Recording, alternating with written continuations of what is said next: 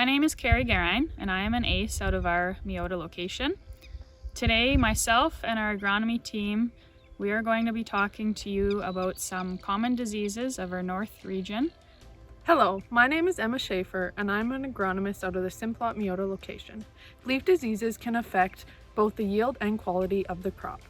The upper leaves in cereals contribute to more than 50% of the plant's yield, so it is very important to keep the flag leaf, which is the 7th leaf in wheat, and the penultimate leaf, which is the 6th leaf in barley, protected.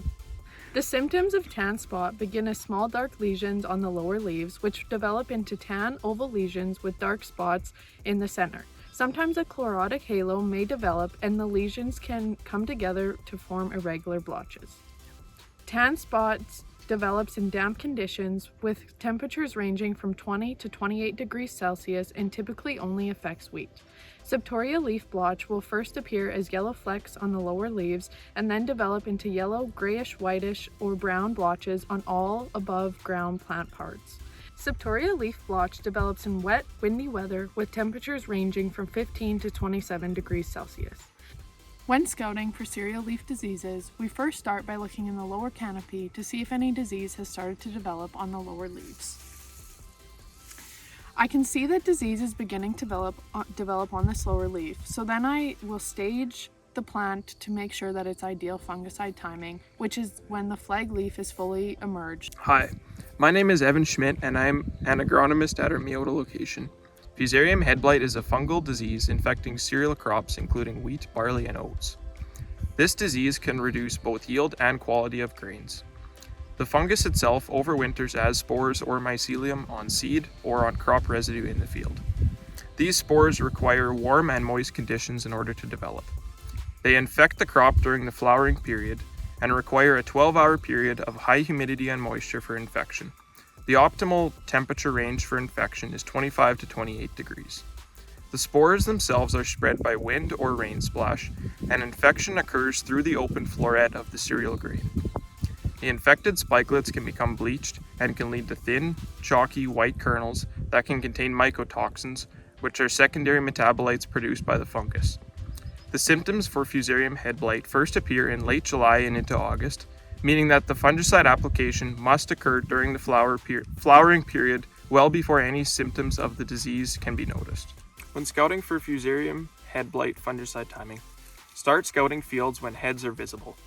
As these heads start to elongate, they will begin to flower. As you can see here, this head is just starting to flower. This is ideal timing for fungicide.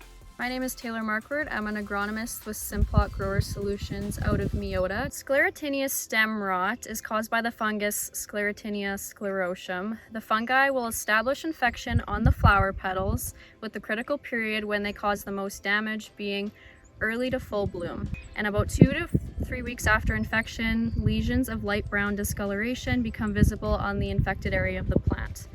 Over time, these lesions will become bleached and plants will ripen prematurely. Sclerotinia development is favored by humid or moist conditions and temperatures between 20 to 25 degrees.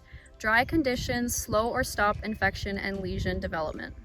I am going to discuss Mycosphaerella blight in peas. This is one of the most common diseases of peas. This is one of the ascochytid diseases, and it can result in as high as 80% yield losses. Symptoms begin as small purple spots on the leaves with irregular margins. These lesions can enlarge and merge together, which will result in the leaf tissues drying up. Flower petals can drop if they are infected, and the lesions on the stem can lead to foot rot. Conditions ideal for disease development are cool and wet conditions. Management practices include using disease-free seed, growing peas once over 4 years, using a seed treatment, and applying a foliar fungicide.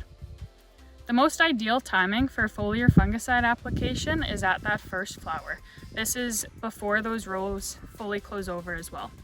This application can be done earlier if there is disease found. So in this field, we do have some pea plants that are at that first flower. And then when we're scouting pea fields for disease, we want to start looking at those lower leaves and see if there is any lesions on those lower leaves. Our agronomy team is working hard monitoring the fields we have on the Croptics program. For more information about diseases and fungicides, please reach out to your local Simplot Grower Solutions retail.